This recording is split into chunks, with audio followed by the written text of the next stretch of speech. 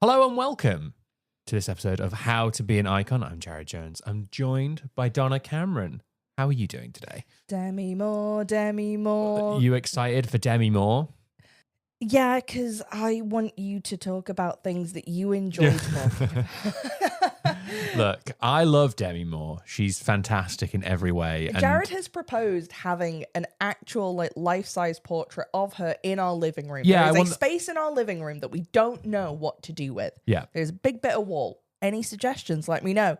And every time Jared's like, portrait of Demi Moore. Yeah, like the one that she's got in The Substance, just of herself. Like, I would absolutely love that. That'd be fantastic. Before we jump into it, though, if you haven't already, please give us a subscribe on your podcast platform of choice, whether that be Spotify, Apple Podcasts, or wherever it is you find audio medium content. You can also join our Patreon. It's currently free. You get access to our post show. Last week, we talked all about the Celebrity Traitors, and oh boy, what a final it was. And in our post show this week, we'll talk about it again. Yeah, we'll talk about the final and be like, oh my God, can you believe it? Spoilers ahead. But yes, Demi Moore is our icon this week. We're doing this because it was her birthday yesterday at the time of this going out. What are your thoughts on Demi Moore going into this? What do you... To quote the second Bridget Jones movie, her legs go up to here and mine only go up to here. Yeah. And as a leggy woman, I have to go, how do you have more legs than me? Oh my God, She's I know. got so much legs. She's got so much legs. It's beautiful. Oh my God. She's so gorgeous in every classical sort of, and I know it's reductive to boil someone's entire career down to it, but as you'll get onto, she's well aware of it. She also has a little bit where I could be delusional enough to go, I could look like that at 50. And you go, honey, no. Well, of course, how we start every single one of these episodes. What is Demi Moore's favourite drink? I bet it's something really sophisticated. No. No, is it not? It really isn't. It really isn't. Somewhere between... because I need to stop saying for every attractive woman, I listen to back some of these episodes and I always go Evian water. And you're like, why do you always assume mineral water? Is it like a Miller Lite? No, non-alcoholic. I'll give you a clue on that one. It's non-alcoholic. Mountain Dew. Very close. It's Red Bull. Oh, like OG Red Bull. OG Red Bull, yeah. So as we will learn with Demi Moore going forward, she has a bit of an addictive personality. And she did. Neither of the hosts on this show would know anything about that. I wouldn't know. But she has one night drank 11 Red Bulls and was like, I felt terrible. But it's the one habit she's not been able to kick. She has one Red Bull a day. That's her one. That's so permissible. Yeah. That's like one of my favorite things on 90 Day Fiancé, the woman who goes, I have 2 cigarettes a year on my birthday, on a New Year's. And I'm like, here's the thing, honestly, that's so permissible. We can allow that. How many Red Bulls have you drank in one night?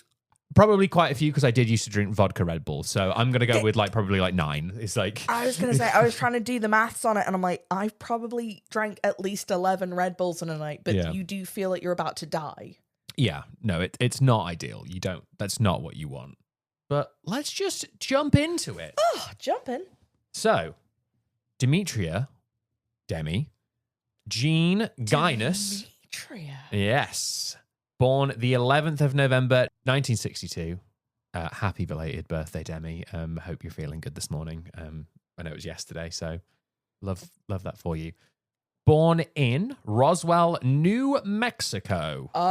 New Mexico. Aliens as well, Roswell. Roswell has the only McDonald's in the US that's shaped like a UFO. That's very fun. It's very fun. Other fun fact, do you know why it's called the Roswell incident? Because it didn't happen in Roswell. It didn't happen in Roswell, but isn't that where the military base is? It was where the nearest police station was. Oh, okay. That makes it's even sense. hokier than that. Yes. So Roswell, New Mexico, to mother Virginia King and father Dan Guinness. He was an ad salesman for the local newspaper. He's very good at his job, which meant he was in quite high demand. So he would go from local town to local town doing, the ad sales. So she was on the road an awful lot. She never stayed in any one place at any time. But considers New Mexico her home, but it's, you know, she is all over the country, up and down, going to different schools constantly, like, you know. Oh, I always feel really bad for those kids when I was a teacher of being like, oh man, you've been to so many schools. Yeah.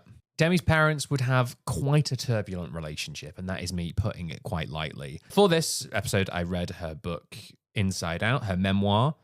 Very good book, by the way. I 100% recommend it. Inside Out is a bit of a more generic. It's quite a generic term. A thing we're learning on this show is that naming autobiographies is actually really difficult. Yeah.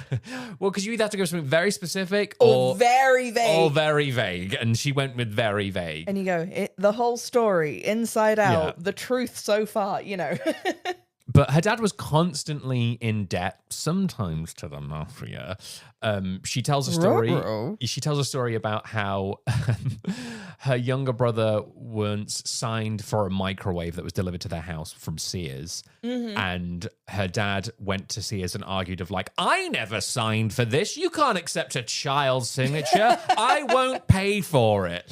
So, and he would go round and like both him and her mother would be like, they would always use like different names, throwing in middle names, and just really like muddling the water. It's like when Homer has all the different like do not sell to this. Yeah, and it's like she's like, oh yeah, he moved around town to town because he was very good at his job. Mm-hmm. But it's also probably when the heat started to get on him, and then would sort of move to skip town and go to somewhere else.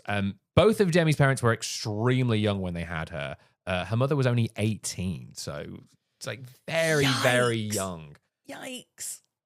And Demi, when she was younger, had a kidney problem. It was diagnosed as kidney neurosis, which... Oh, that sounds serious. Yeah. So, you know, I did a bit of research on this, and by that, I mean, I Googled it. And apparently it happens more common in young boys than young girls. Mm-hmm. And it's where a lot of your protein out of your urine is not going out correctly. So... Okay, I get you, and it becomes quite painful. And it can, you know, can have some problems, can go into your bloodstream and stuff like that. So it's not good. So she had that when she was very young, in and out of hospital quite a lot. Sorry to interrupt. How did you, because we talk, obviously, we talk about this. How did you describe her parents? I kind of went with, I think they're a little bit like Danny DeVito's Matilda. Like...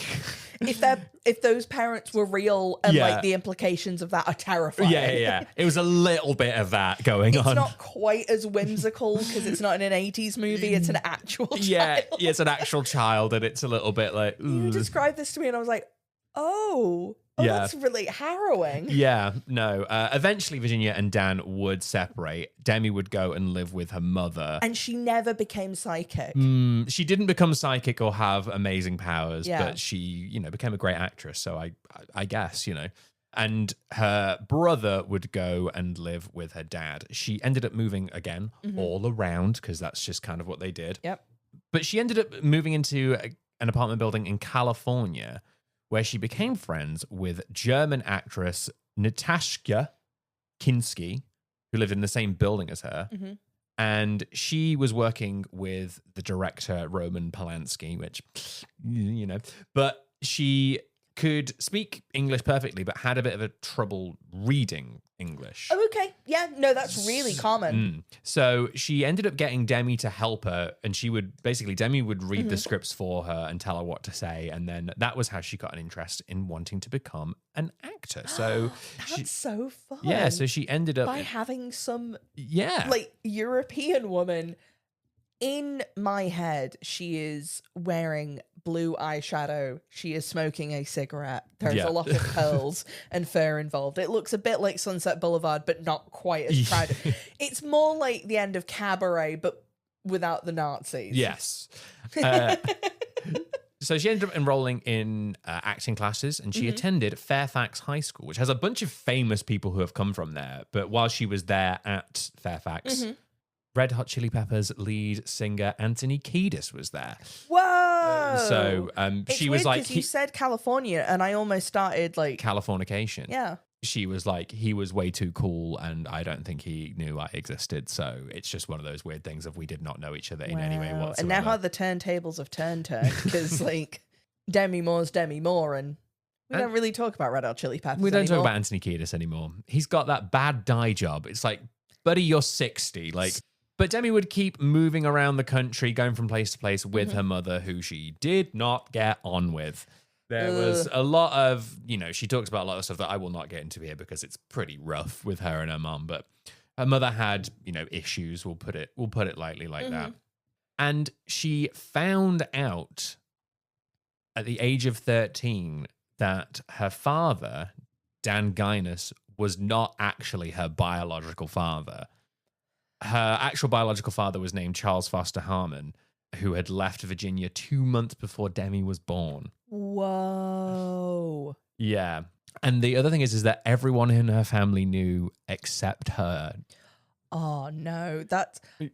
And the other thing as well is that Demi Moore, at that age, she had a lazy eye, and her dad, who she thought was her dad, also had a lazy eye. So she was like, So it was like not hereditary. Yeah. So it was very, very, upsetting for her. I was going to say that's known to be very traumatizing. I think Jack Nicholson has a bit of a similar story.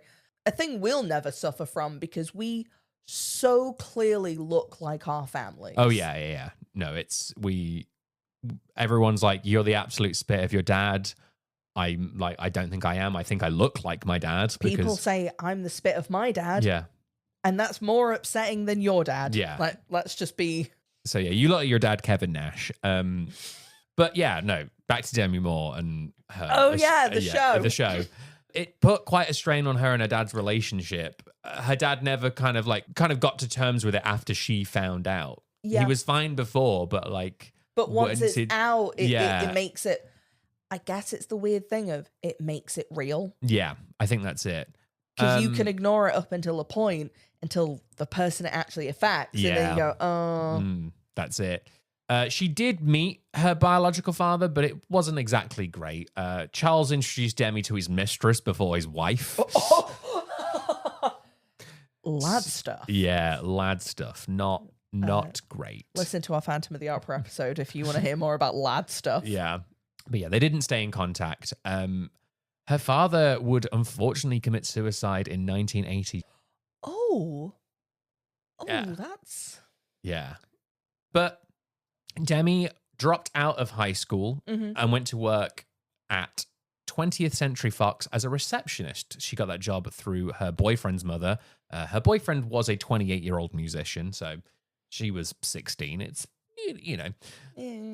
she also started modeling, underage modeling. She did some naked photo shoots for a magazine in Japan. They took photos in the US and got sent over there, which is kind of more of a common thing then. She did lie about her age. It wasn't like okay. I was going to say, it's still bad. Yeah, it's not great. She'd also posed for Oui magazine. Sorry, Oui? Oui, yes, which was an adult magazine at the time. And she did a lot of these, not exactly super legitimate things, but it did then lead to more legitimate she says of the time of the people that I worked with were very professional, and even though I am not proud of it and am uncomfortable with it, they were professional, and it gave me the opportunity to do actual modeling that was more professional and better off in the long term. So I guess in a modern context, especially in 2025, this seems very uncouth, very unacceptable. Yeah.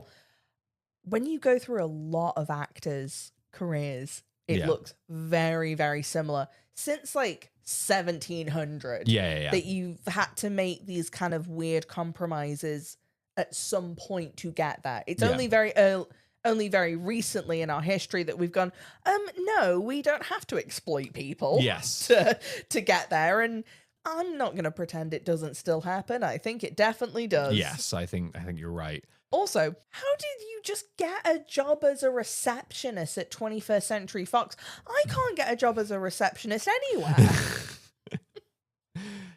She then met a man called Freddie Moore, who would later become her first husband. Freddie Moore.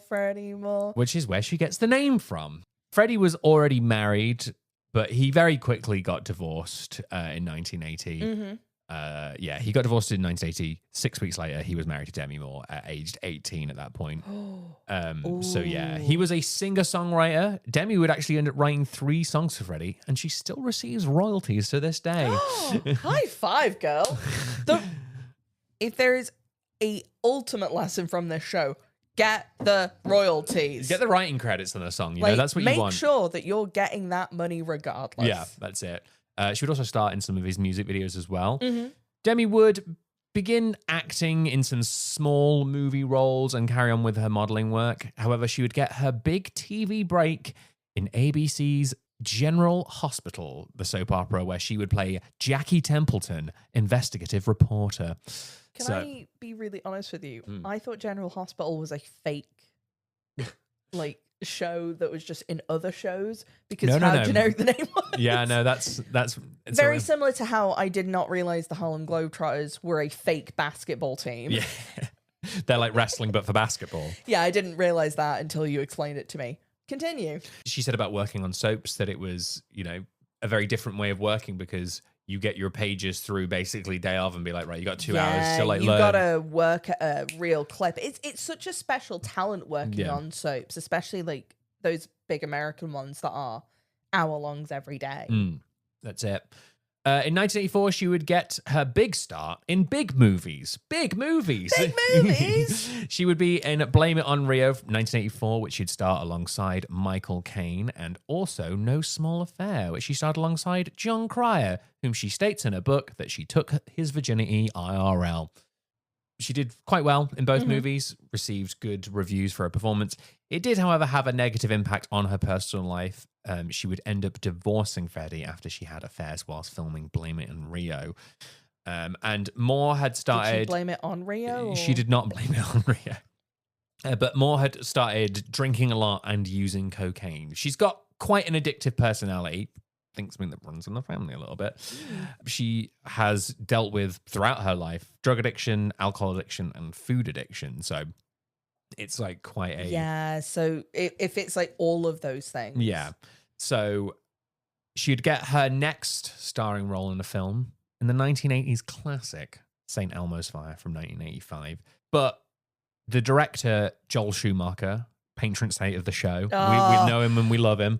If anyone can get us one of those saint candles of him, I would actually unironically love it, because the more I think about it, I go, I love every film he's ever made.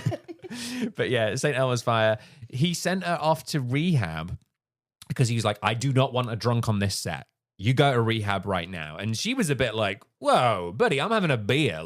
Calm down. But obviously, she had a bit of a rep about her in Hollywood. So he was like, no, you're going straight to rehab. And she had the thing of she got there and they were like, she's like, I need to do this movie, so I need to get out of here as soon as possible. And they're like, what's more important to you, the rest of your life or this movie? And she's like, it's this movie. This movie is more important. I need to get through this to get onto the movie. But she did manage to, And that's how we also approach this podcast, by the way, of if something goes wrong, if we are just injured and you go, what means more to you? The show. The show means more. The show must go on. Yeah. It's painted in big black letters on the wall behind us. Next we to never the picture forget. of Demi Moore. But yeah, no, she managed to, she got through rehab and became part of AA, got involved with that. And she says to this day that film was a divine intervention in her life because she wouldn't have got sober at that point if it wasn't for the fact of being like, you just gotta do this. You've got to get through it. There's also every interview I've ever seen with Joel Schumacher is that he's that kind of older gay gentleman. Yes. Where he's really firm but sweet but biting all at the same time. He's no, you're going to go do this. The story of how she got cast was she was reading for Top Gun, which she ended up losing out on. Okay. Because she was going to play Tom Cruise's love interest in Goose. it. Yeah, Goose. she was going to be Val Kilmer. But no, she ended up losing out. And as she was leaving, because she really biffed the audition, she says. It was a bad one. But as she was leaving, a man chased after her being like, excuse me, are you an actress? And she's like, yeah, who's asking? It's like, oh, Joel Schumacher's assistant. He saw you in the hallway and thought that you were the most beautiful thing he'd ever seen. Do you want to come read for this part instead? So that's how she ended up getting St. Elmo's Fire, which is, quite a nice little story. During this time, she was part of the Brat Pack, which was dubbed in the media. Not because she loved Charlie XCX, although I'm sure she does. My God. Oh, my God. She was part of, a group of young yuppie celebrities. Rob Lowe, Judd Nelson, Molly Ringwald, and the person who'd be her next boyfriend, Emilio Estevez, who was sort of in charge of the Brat Pack. He was kind of like the unofficial leader of them. She loved hanging out with the Sheen family, because obviously father Martin Sheen and brother Charlie Sheen. And they spoke about acting in a very different way, because for her it was always like, yeah, it's a job. Like, I'll go there, I clock in, I do my scenes, and I go out. Whereas they're like, no, it's an art form. And she was like, I never really considered it like that. I just sort of considered it as like, yeah, this is a job that you do. You turn up on set. You show up, you read the lines. Yeah. So, as always, will be fascinated. And eventually we'll probably do like an extended Patreon thing of us talking about this. But actors who are like pay-a-day work actors and actors. Yeah. And I think both are equally incredible and interesting, but like I don't know how either of you do it. It sounds exhausting. I'm really here for the Laurence Olivier approach of have you tried acting, my dear boy? It's so much easier. But her relationship with Estevez would not last super long, as she'd meet her next and probably most famous husband, Bruce Willis, who was just about to start this little movie called Die Hard. You may have heard of it. They would marry in 1987 and have their first child in 1988, which was Rumer Willis. They'd have 3 children together, all of whom girls. Yeah, Rumer, Scout LaRue, and Tallulah.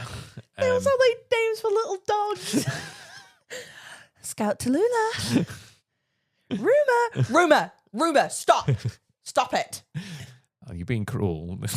I know, they're just not like good human names. They're a little bit pretentious, I won't lie. They're a little But we pretentious. were also in the era when celebrities could name their children whatever they wanted. Exactly. We have Peaches. Yeah, and then it ended with Gwyneth Paltrow and Chris Martin when they called their daughter Apple, and we went, okay, this is silly. This is silly now. We're not doing that. In 1990, Demi would probably get her most iconic role, which was Ghost, where she starred alongside Patrick Swayze. The movie was directed by Jerry Zucker of Airplane and Naked Gun fame.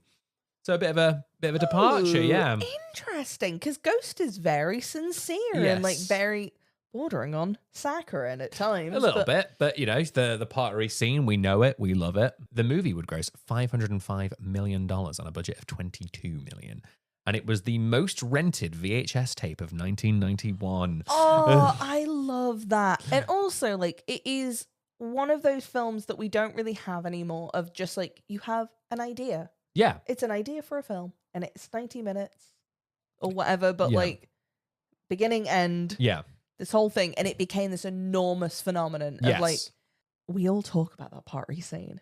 It's parodied in literally everything. So Whoopi Goldberg's great in that film. Yeah. Oh, it's great. It's all great. She would also get a Golden Globe nomination, but she would lose out to Julia Roberts in Pretty Woman. This is a really fun fact, though, that in 1990, both Die Hard 2 and Ghost would be the top of the box office. It's the only time till 2024 that Husband and Wife would be on the top of the box office. Would you like to have a guess of who would be 2024? Is it Spider-Man with Thingy and Zendaya? No, they're not married, so that's... Oh, were they not? No, go on. You're in the right ballpark, though, superhero. It's Ryan Reynolds and Blake Lively with Deadpool and Wolverine, and It Ends With Us, a movie that is not at all controversial in any way whatsoever. No, everyone loved it. Everyone loved it, and there was nothing else happened. I think it came out, and everyone was just like, yeah, cool. Moore would continue to be huge in the early 90s. Mm-hmm. She had A Few Good Men in 1992, where she'd star alongside Tom Cruise. And Conor Roy's favorite movie, Indecent Proposal 1993. Definitely. I'm going to make you a decent proposal, not an indecent proposal like the movie. We will do an episode on Conor Roy one day. Oh, what an icon. True icon. But she'd become very body conscious at this point because she'd had 2 children.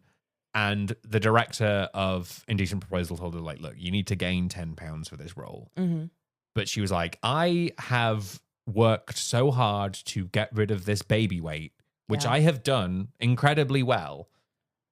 And now you want me to put on 10 pounds, and I have a terrible food addiction that if I start, I won't stop. I won't stop. It's also the other incredibly difficult thing in Hollywood, especially for women after having babies. Like you had, especially at this time, you had to get rid of it. Yeah. It was non-negotiable. You couldn't like be like, oh my God, she looks a bit soft. Like you had to show up looking like you did either the same or better. Well, she had to lose because she was doing A Few Good Men, so she had to like be in very good shape for that because she's playing a military lawyer. Yeah. So she's in the uniform the whole time.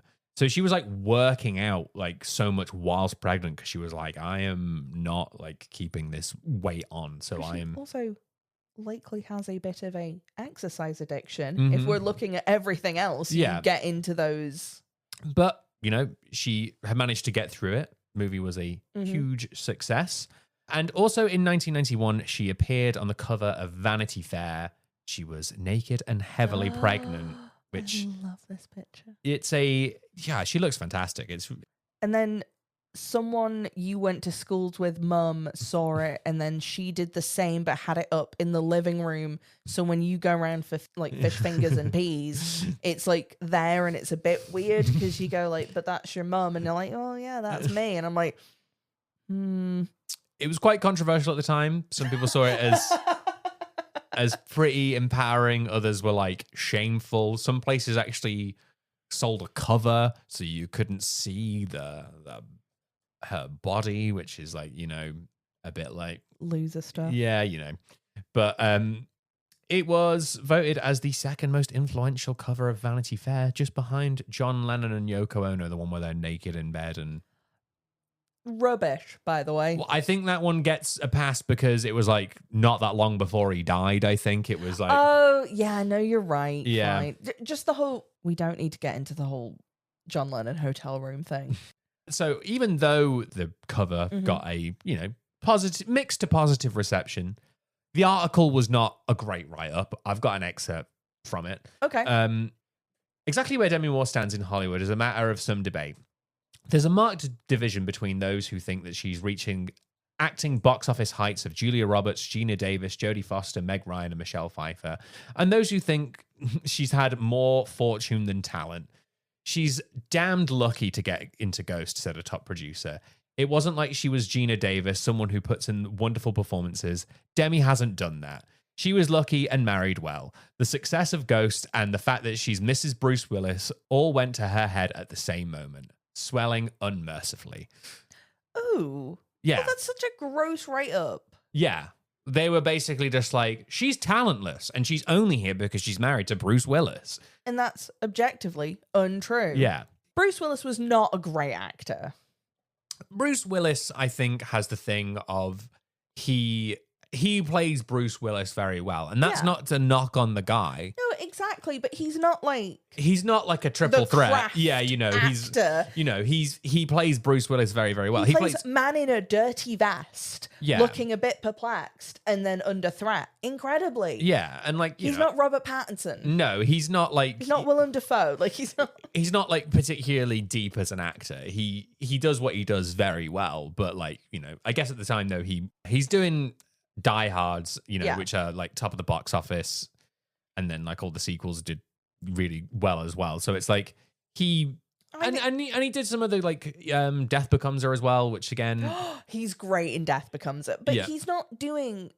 It's not like extensive acting. It's that like the same thing that she's doing. They're on very equal movie star acting. Yeah, they are movie stars. They are famous. They are famous for their acting, but they're also famous for what they get up to off screen as well. They have like a superstar quality to them. That is the one thing that you can say about both of them, because I know some people have said that Demi Moore's not a great actor, which like I don't agree with. No, I don't agree with either. But I think the thing that even people who are detractors of Bruce Willis and Demi Moore and people like that is that they do have a star quality about them. That is something that is undeniable, I would say. But no, I think it's very unfair how she gets characterized, and going forward it gets worse.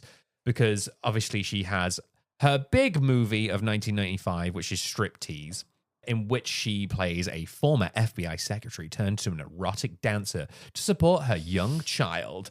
But she was paid $12.5 million for that movie. Oh, in 1995. In 1995. Well. We won't do the exchange rate thing. But... No, but it's a lot. And then she'd also star in Ridley Scott's G.I. Jane in 1997, where she earned an estimated $11 to $15 million. Because Ridley Scott at the time could do no wrong. Yes. And she became the highest paid woman in Hollywood. I know. It's a great title.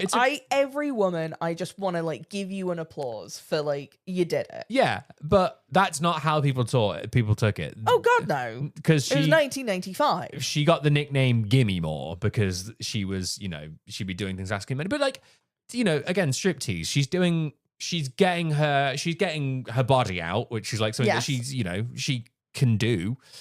Absolutely fine. But it's like, of course you want to ask for a bit of money for that. Like, you're going to show a bit of skin? Like, yeah. She puts in an awful lot of work to look that way. Yeah. It is not a, like, quirk of nature by this point. No, It is consistent effort and, like, input. Yeah. Yeah, pay me for it. Yeah. Pay me to look like this because I'm so sorry, listener. I don't look like Demi Moore right now. I'm wearing sweatpants with little dogs on them. Demi Moore would love those pants, though, I think. She would love them. She loves little dogs, so... She would also probably like my shirt. But for G.I. Jane, she would undertake 2 weeks of Navy SEAL training, which she did actually pass. The only thing that she couldn't do was that she couldn't do pull-ups. She managed 3. They're and that was, so hard. I can't do it for that because I'm currently on a push-up. Yeah. Donna's on a push-up journey. She could only manage to do 3 pull-ups on a good day, and I've written, girl, same. Girl, same. So I can't be given a grief for that. My PB is 1 and a little bit. But, and it's like thinking of like, yeah, you're going to put yourself through military training, you put yourself through Navy SEAL training for a film. You're an actor. You don't have to be able to do this. And it's like, but yeah, she wanted to do it, and they paid her accordingly. So yeah. She says that is the movie that she is most proud of is G.I. Jane because, she had to go through a lot of graft and it's about a strong woman, That's the thing that she's all about. She actually ended up taking a bit of time away from acting. In 1998, her mother would pass away from a brain tumor. Demi and Virginia had stopped speaking after her mother quit rehab halfway through the program. She also did a nude photo shoot for High Society magazine, which was a parody of her daughter's pregnancy photo shoot. She also sold photos. If my mum parodied a photo of myself and put it on a magazine, I feel like I'd fist fire. Yeah, nude photography of your mother. Yeah. And then selling photos of her and Bruce and the young children, selling them to tabloid magazines. That's what's going to get you cut out. Yeah, again, that's fisticuffs. That's like EastEnders stuff. Yeah. But the two would reconcile before Virginia's death at the age of 54. So they managed to end it on good terms, apparently. So 54 is not that old either. No. It's quite young. It's a hard knock life. Sorry. So Demi ended up taking a break from acting. She would spend time to raise her 3 children. She had moved to Haley, Idaho, where she lived with Bruce. They'd moved there earlier. She loved how peaceful it was. It was in the mountains, middle of nowhere. And she led more of like a normal life out there. It wasn't like, there was no tabloids or paparazzi or anything like that. I was going to say it must be really nice and quiet because eventually after a while people either don't know or don't care. Yeah. She has a thing of being like, I was just Demi the mother, I had 3 kids and that was me. I'd go to school, I'd pick them up. That would be that. Like there wasn't really much more to it. In June 1988 though, Demi and Bruce would announce their separation. The two have remained very, very good friends. They still live in down the road from one another. They had a very, very good relationship. She's friends with Bruce's next wife, and they raise their kids together pretty much. They just sort of they just got on well. They just like the separation really didn't like change their dynamic of their relationship because they were like wanting to look after their 3 kids. And so, yeah, I think that's... You're just able to move on, like, very, like, amicably. Yeah. And, like... And obviously, Bruce is kind of later in life now is, unfortunately suffering with dementia and stuff. But Demi has been there and, been to look after him and been still very present in his life and stuff. So, yeah, it's, it's one of the things that she says about, she's like, I'm proud of my relationship with Bruce, but I'm even more proud of our divorce because we did it flawlessly. Like, we did not. Yeah, no, that's really nice. Because, like, you can have the best intentions to end a relationship and it almost never ends that way. Yeah. So, like, aw. Mm-hmm. So we're never going to do an episode about Bruce Willis because it's too sad. I'll just don't want to. It's a sad time. But however, there's, Demi Moore, I think, we've said that she's got liquor addiction issues, and that can include some other more strange things. After the divorce, she became a full-time mom, only really doing smaller movie roles. Mm-hmm. She did, however, start a huge toy collection, namely antique dolls. Oh, no. As of 2022, she is the owner of over 2,000 dolls. Her favorite being Jean Marsh and fashion dolls. They are insured for over $2 million. Can I see a picture of these dolls? Are they the ones that I'm thinking of? Because if they are, they're going to be so haunted. I don't think they are. Oh, they're so haunted. They're not like the Victorian ones. They're like 50, like somewhere between 20s and 70s. Yeah, that's kind of the range that they run from. Yeah. Oh. So people are allowed to have interests, but I don't have 2,000's a lot if they're all in one room. You come in and you just wait for them all to like leap on you. I don't love it. But Moore would return to acting after good friend Drew Barrymore offered her a role in Charlie's Angels Full Throttle 2003. The role was written specifically for her. And after this, Moore slowly got back into acting. But it's also in 2003 where she met her third husband, Ashton Kutcher. Firstly, why does Drew Barrymore act like that in interviews? Honey, I wrote this role just for you. Oh my god! Babe, Bring out the role. Bring out and it's like a horse holding a script. Wow! Oh my god! I don't know if she was like that back then, but I feel bad. She's just a nice woman. But yeah, no, she met Ashton Kutcher. Who's not a nice woman? Ashton Kutcher. He's not a nice woman. There was a 15-year age gap, but the two fell for each other instantly and would be married in 2005. They did try for a child and they were able to conceive. However, the baby was stillborn after 6 months, which is very sad. But Demi was kind of older at that point in her sort of early 40s, which, it's not. Yeah. During this time, she started drinking again. She struggled with her addictions, getting back into drugs and drinking. And her husband, Ashton, was not exactly faithful, having slept with a 21-year-old during their marriage. Wow, Ashton, so cool. You're such a cool guy. Everyone loves you. Wow. But Ashton Kutcher would end up taking the lead in the sitcom 2.5 Men, formerly starring Charlie Sheen. Men. And starring alongside John Cryer. It's a small world after all. That must have been interesting. That's a weird day. Like, oh, Demi. Oh my god! How do you know that? Oh, weird. Okay. Oh my god! Yeah. So the two would divorce in 2012 after 7 years together. The reason given: irreconcilable differences. I won't get into all of it because there's quite a lot to go off of. But it's not. Demi would also become estranged from her daughters around this time because she was still using drugs and alcohol. She suffered a seizure after using nitrous oxide and smoking spice, which is fake marijuana. Oh, God. I know, right? And that's like a night that like a 17-year-old has. And you go, what do you mean? Doing whippets and spice. Yeah. No, not ideal. Not what you want. Demi attended rehab and has been clean ever since. She did reconcile with her daughters after not speaking for 3 years. So it's like not a great time. And that's kind of where she she writes her memoir in 2019, and it's kind of ends on a real like bummer note. But it does get better. Oh boy. Because does it get bad? Because she has a huge career revival with 2024's The Substance, where she plays the washed-up actress turned TV fitness instructor Elizabeth Sparkle, who takes an unknown substance that births out a younger version of herself, only known as Sue. It just completely revived her career in such a incredible way, because it was like people had really slept on Demi Moore, and the movie almost didn't get released.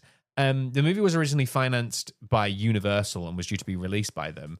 Mm-hmm. However, it was rumored that they didn't like how the film was cut and that it was too grotesque for them.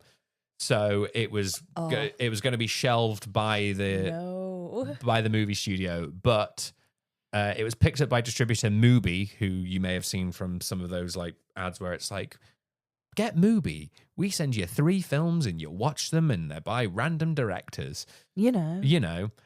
They paid $12.5 million for it, and on a budget of $18 million, the movie made $82 million. The Substance is a masterpiece. Mm-hmm. It genuinely is one of those films that you just don't forget. Yeah. It's so bold in an era that we have really boring filmmaking at the moment, because everyone was talking about it so much. It's very French. And that's awesome. Love that. Like, it's very French. But she would receive an Oscar nomination for Best Actress. Unfortunately, she would lose out to Maggie Madsen for Anora. But she did win a Golden Globe for her performance, which is fantastic. So pleased for it. It had to be an icon. Round of applause. We'll do it for 11 minutes like it can't. But yeah, so it was, and she was so thrilled to have finally won an award, like a real recognition. And it's just that, like, girl, you deserve it. You more than deserve it. That's not all. She had her most iconic partner of all. Better than Ashton, better than Bruce. Oh. It's her tiny, weeny, little chihuahua. A little tiny dog. Pilaf, or full name, Pilaf the Little Mouse, as she is better known. What a delightful little woman. Yes, Pilaf has nearly 70,000 followers on Instagram. Which is more than us and rightly deserved. She's delightful. If you haven't seen Pilaf, she's the cutest, tiniest little chihuahua you've ever seen. Jared, it's important to note, Jared is a big, tall man. Mm-hmm. He loves, the tinier the dog. Oh, the better. The better. Sure. You love tiny little ugly dogs. How dare you? And Pilaf's not ugly either. I was going to say, but you do like the ugly ones. Pilaf is delightful, and you should be respected. A bug-eyed, kind of heavy-breathing little. And I do too. Yeah, I was going to say, you love it too. No, she's a gem and a real icon. And if anyone is the biggest icon that we've had on this show, it is Pilaf the Little Mouse. Yeah, number one icon is Pilaf. Because also, first celebrity we've had with a real dog. I mean, like, dog that I'd say is like part of the, Yeah, exactly. We've not had anyone who's like as iconic as their dog. Well, yeah, this episode was originally going to be on Pilaf, but unfortunately we had to do Demi Moore instead, so. The clip we put off is just pictures of Pilaf the whole time. Yes, that's it. But yes. But yeah, that is the story of Demi Moore and Pilaf, of course. If you haven't already, please give us a follow on your podcast platform of choice, whether that be Spotify, Apple Podcast, or wherever it is you get your fine audio medium content. Leave us a comment down below. What is your favourite Demi Moore film? Or what's your favourite Pilaf dog? Yeah. What's your favourite little dog? Mine's Larry, CM Punk's dog. Oh, you do? Because Larry is an ugly little dog. Larry's delightful, though. My favourite little dog is Jared's little dog, Hecky. He's delightful. He's a little show pony. And he's a little prancy show pony chihuahua. He's the best. He's scared of ledges and he can't walk downstairs, just like me. if you haven't already as well, go on over to our Patreon, patreon.com/howtobeanicon, or the link is in the description. You'll get access to our post-show, which is going to be all about the Celebrity Traitors final. What happened? Oh my gosh. We won't spoil it for you, but it is... But spoilers ahead. Oh my gosh, it's incredible. The most exciting thing to ever happen to us ever. But, Donna, is Demi Moore an icon? Yes. Yeah? Oh my God, yes. Like, having 8-foot tall legs. That's iconic in and of and itself. an excellent little dog. Like, what more could you ask for? I think it's, especially with actors like that, it's the longevity, it's being able to show up, do your job, be in the film. And there's so many films that you've named that is like everyone's mum's favorite film. Yeah, that's it. The other big one, the lesson I'm going to take away. Okay.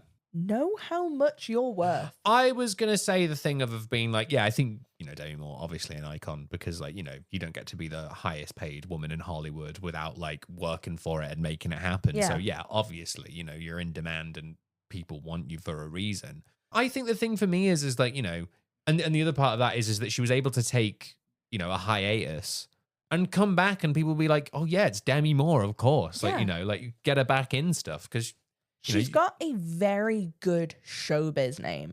She does. We don't talk about this enough, but a lot of these people have like very good, memorable showbiz names. Yeah.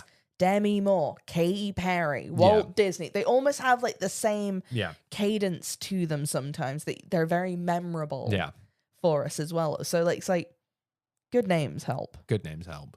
But yeah, what was your good names, great legs. Good names, great legs. What would your lesson be for Demi Moore if you wanted to be an icon? Ask for more money. I mean, there's definitely that. Knowing your worth, I think, is 100% what I'd say. I'd also say as well, though, on like a completely different level of it, of being like, you get put into these boxes of like, oh yeah, you give me more and you're only in it for the money and like, you're not talented. It's just luck or whatever.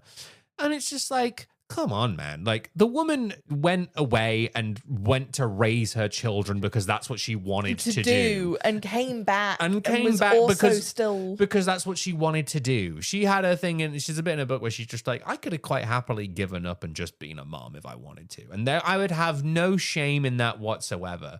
So I just think the thing of just being like, you know what? Like, don't feel like you have to do something because that's the thing you're supposed to do. The expectation that's put upon you. You have the thing of being like, oh no, don't ask for more money. Nah, ask for more money. Like if you're gonna go through, but like and do the work for it as well. It's not, you can't say that Demi Moore she showed up every day and still did the job. Yeah, exactly. And I just think that it's like it's so easy for us to dismiss people and be like, ugh, how dare they want more money? Bollocks to that, man. Yeah. Like, closed mouths don't get fed. Yeah. Ask for it. Open your mouth. Say what you want and get it. Yeah. And which is why you should follow us on Patreon. That came off way more aggressive. I don't need to be like the $5 woman. But yeah, I think, knowing your worth and knowing that actually, do you know what? Do what is right for you. If that's asking for money, and working hard, then do it. If that's taking time off to go look after your kids, then go do it. Because I also do not doubt for a second, as she's asking for more money, it's only to be paid the same as the men she's up that's against. it. Of no, she's like, no one bats an eye when Bruce asked for 12 million, but I asked for 12 million, and all my sudden it's gimme more. Yeah. And it's like, nah. Bollocks to that. F that, I say. No more of that. Also, I love Demi Moore. She's the perfect woman, and I will hear no more of it. Thank you very much for listening to this episode. Like I say, if you haven't already, give us a follow on your podcast platform of choice. We're also on Instagram, How to Be an Icon Pod. Next week, I hear it's... I hear some ice. I think it's defrosting, and we've taken her out the freezer.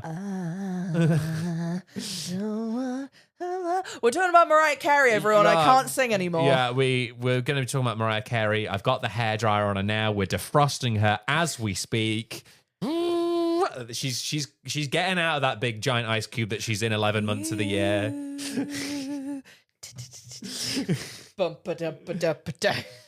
Beautiful. But thank you very much for listening. And like I say, Demi Moore, home safe, everybody.